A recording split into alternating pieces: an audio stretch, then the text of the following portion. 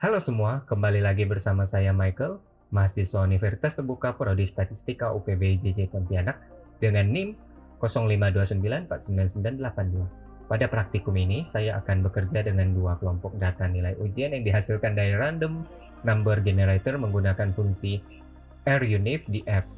Selanjutnya, saya akan melakukan berbagai analisis statistik mulai dari perhitungan rata-rata, ragam, dan simpangan baku, pengambilan sampel acak, hingga melakukan uji hipotesis dan pengujian kesamaan ragam.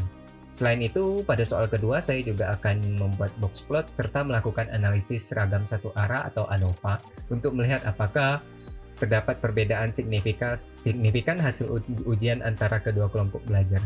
Semua proses akan saya jelaskan secara bertahap sambil memperagakan langsung melalui RStudio, sehingga alur pemrograman dan interpretasi statistiknya dapat dipahami dengan baik. Baik, tanpa menunggu lama-lama, mari kita mulai masuk ke pembahasan dan penulisan kode untuk soal pertama.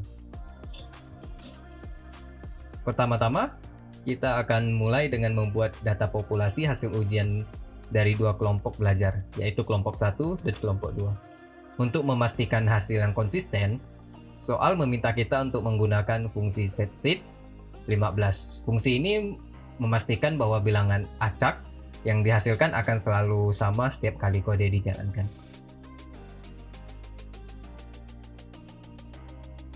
Pada baris berikutnya, saya akan menggunakan RUnif untuk membangkitkan bilangan acak berdistribusi uniform.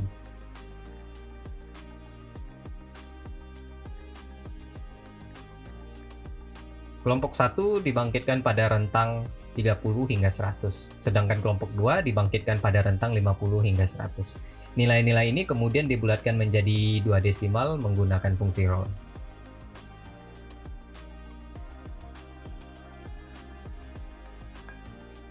Seluruh hasilnya akan disimpan dalam sebuah data frame bernama hasil ujian.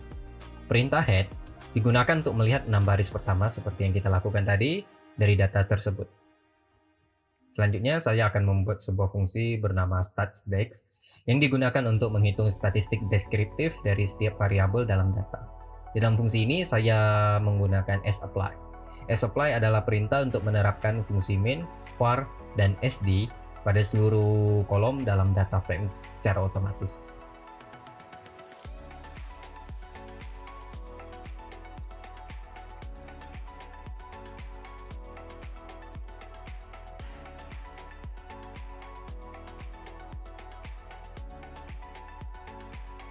Oh, ada kesalahan sedikit.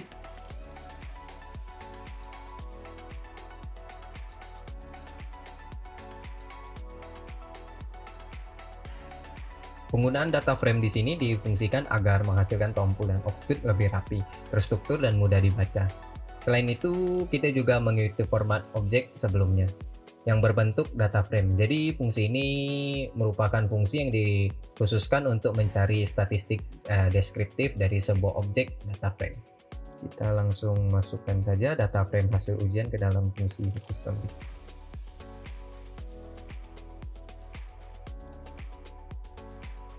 Oke, hasilnya sudah kita dapatkan dengan baik. Kita lanjutkan ke soal berikutnya. Selanjutnya, saya akan mengambil sampel acak dari populasi nilai ujian yang telah kita bangkitkan sebelumnya. Pada soal, diminta agar kita mengambil 50 mahasiswa dari kelompok 1 dan 65 mahasiswa dari kelompok 2. Untuk melakukan proses ini, saya menggunakan fungsi sampel, dan agar pengambilan sampel selalu menghasilkan ulang sampel yang sama, saya kembali menggunakan setSheet 15.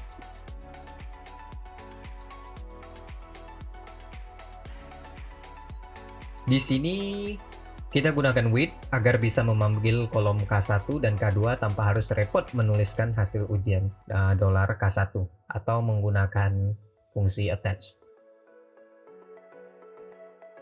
Setelah memperoleh kedua sampel, saya ingin menyatukannya dalam satu data frame agar proses analisis berikutnya dapat lebih terstruktur seperti format sebelumnya. Akan tetapi, ukuran sampel kedua kelompok tidak sama. Kelompok 1 tadinya berjumlah 50, sedangkan kelompok 2 berjumlah 65. Agar jumlah baris pada kedua kolom sama, kita harus menambahkan nilai NA pada kolom yang lebih pendek. Caranya seperti ini.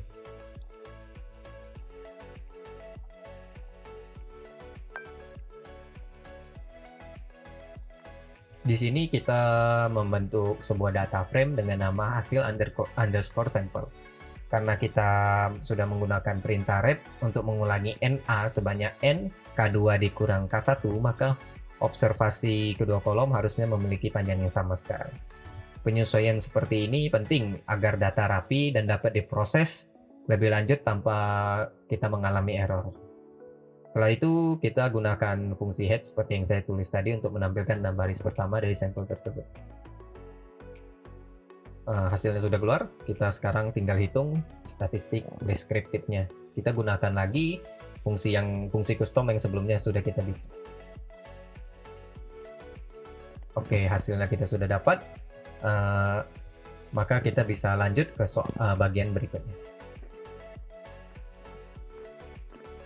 Di sini kita akan membuat sebuah fungsi untuk melakukan uji T dua arah pada sampel kita.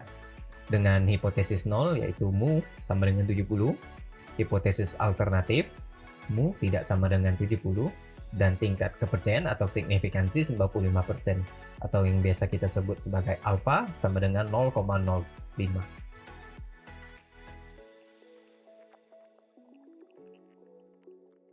Pertama, kita buat sebuah fungsi dengan nama uji t-test, dan fungsi ini menerima dua argumen. Argumennya itu data frame sebagai data yang ingin kita uji, dan mu sama dengan 70, yaitu nilai rata-rata pembanding sesuai hipotesis 0.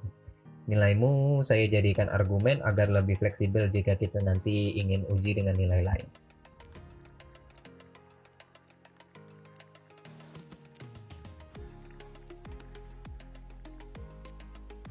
Di sini kita gunakan loop for untuk membaca setiap kolom pada data frame. Jadi perintah akan terus-menerus melakukan looping hingga tak ada lagi data yang tersisa. Nama kolom-kolom dari data frame akan disimpan ke dalam objek X yang nantinya akan digunakan dalam fungsi t-test dengan argumen alternatif sama dengan two-sided karena hipotesisnya dua arah, dan mu sama dengan mu yaitu nilai hipotesis 0. Dalam kasus kita tadi mu sama dengan 70. Oh ya, cut digunakan untuk menampilkan judul dan pembatas supaya output lebih rapi dan mudah dibaca ketika ditampilkan dalam konsol.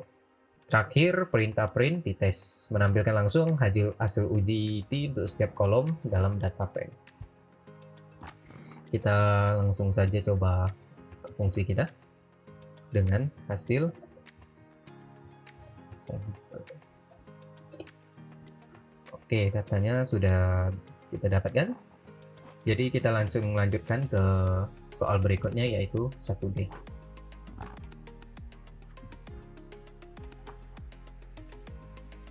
Untuk soal 1D, kita diminta untuk menguji apakah ragam dua sampel, yaitu hasil sampel dari kelompok 1 dan kelompok 2, dapat dianggap sama. Karena itu, saya membuat sebuah fungsi dengan nama uji ragam, seperti berikut.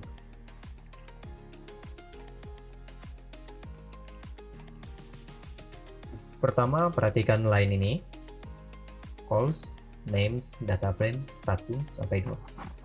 Digunakan untuk mengambil dua nama kolom pertama dari data frame sampel yang sudah kita buat sebelumnya. Dalam kasus ini, kolom tersebut adalah sampel K1 dan sampel K2. Dengan cara ini, fungsi tetap fleksibel dan tidak bergantung pada nama kolom tertentu.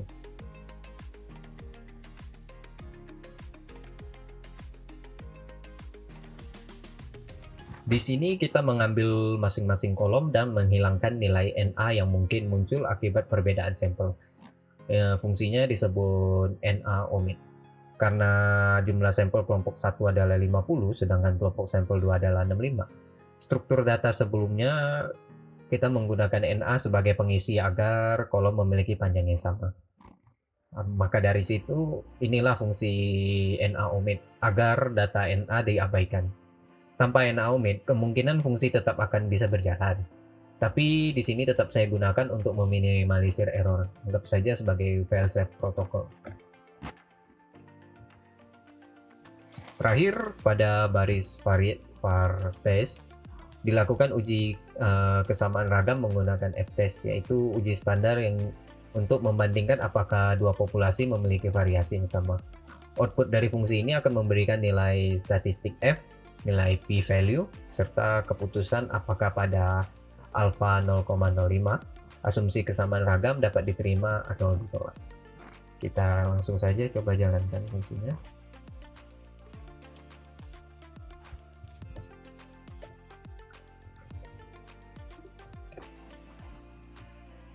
Dari hasil t-test diperoleh F hitung sama dengan 2,1853, lalu p-value 0,003447, dengan takrab signifikansi 0,05 atau 95%. Karena p-value kurang dari 0,05, maka hipotesis nolnya kita tolak. Ini berarti ragam kedua kelompok secara statistik berbeda signifikan. Dengan kata lain, asumsi kesamaan ragam tidak dapat dipertahankan untuk sampel yang diambil. Interval kepercayaan 95% dari 1,296 yang ini sampai 3,754 juga mendukung bahwa ragam dua kelompok memang berbeda. Rentang ini tidak memuat angka 1 di dalamnya, di mana harusnya rasio varians kelompok 1 dan 2 adalah 1. Dengan ini soal nomor 1 sudah selesai, saatnya kita lanjutkan ke soal nomor 2.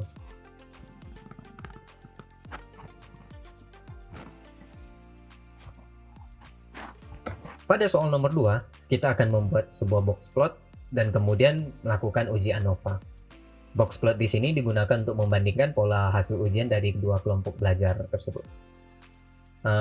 Box plot akan membantu kita melihat distribusi median, kuartil, serta potensi outlier pada masing-masing kelompok secara visual.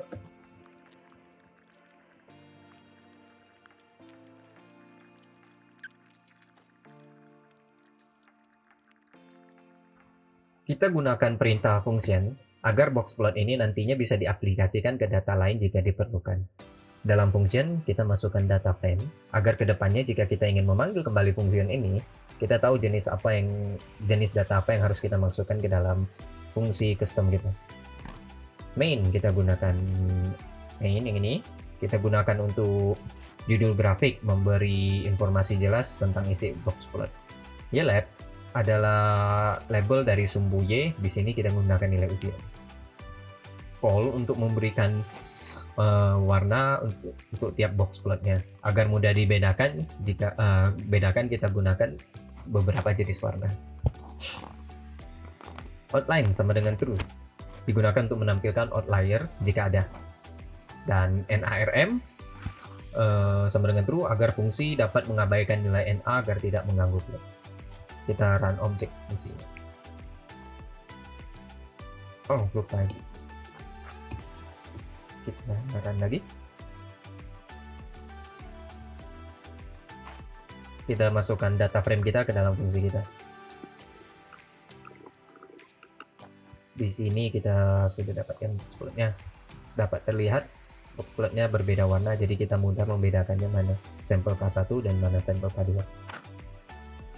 Oleh karena fungsi generate box plot sudah selesai, kita lanjutkan ke soal berikutnya. Sekarang kita akan melakukan uji ANOVA untuk melihat apakah terdapat perbedaan signifikan antara nilai ujian dua kelompok belajar kita tadi.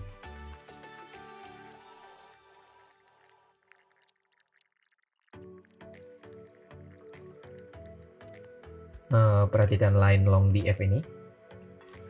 Line ini digunakan untuk mengubah data frame dari format lebar menjadi format panjang. Karena perintah AOV sensitif membutuhkan satu kolom nilai dan satu kolom faktor kelompok. Lalu yang ini, nilai C sama dengan data frame bla bla bla, menggabungkan semua nilai dari kolom pertama dan kedua. Lalu kelompok ada di sini ada faktor kan? Faktor di sini digunakan untuk membuat kolom faktor yang membedakan kelompok dengan nama sesuai kolom asli. Penggunaan faktor di sini bertujuan agar kolom kelompok dikenali sebagai variabel kategori. Dengan begitu, perintah ANOVA otomatis akan mengenali setiap level kelompok dengan benar. Sebenarnya tidak mutlak wajib kita gunakan sih, tapi sangat dianjurkan dipakai agar data tidak salah terbaca.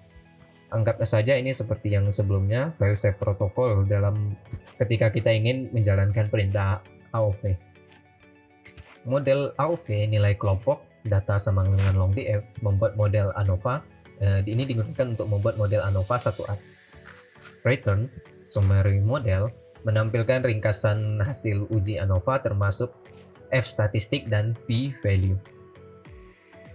Kita run fungsinya, kemudian kita langsung masukkan data gitu. Hasil sampel. Kita dapatnya di sini. F value ini adalah 4,258 adalah statistik F yang diperoleh dari perbandingan variasi antar kelompok terhadap variasi dalam kelompok residual. Dalam bahasa Indonesia biasanya kita kenal ini sebagai F hitung. Dan ini PR. PR lebih dari F, ini merupakan P value. Di sini kita lihat P value-nya lebih kecil daripada 0,05. Jadi kita menolak hipotesis 0. Artinya terdapat perbedaan yang signifikan secara statistik antara nilai rata-rata ujian kelompok 1 dan kelompok 2 pada sampel yang kita gunakan. Dengan ini, praktikum ketiga selesai. Praktikum ini sekaligus menjadi praktikum terakhir untuk mata kuliah aplikasi pemrograman R. Saya juga ingin mengucapkan terima kasih kepada Bu Ika Nurlaili selaku tutor dan dosen pembimbing saya yang telah membimbing kita selama 2 bulan terakhir ini. Semoga teman-teman yang menonton video ini mendapatkan pemahaman lebih baik tentang penerapan statistik dan pemrograman di R. Terima kasih telah mengikuti praktikum ini sampai selesai dan sampai jumpa lagi di kesempatan berikut.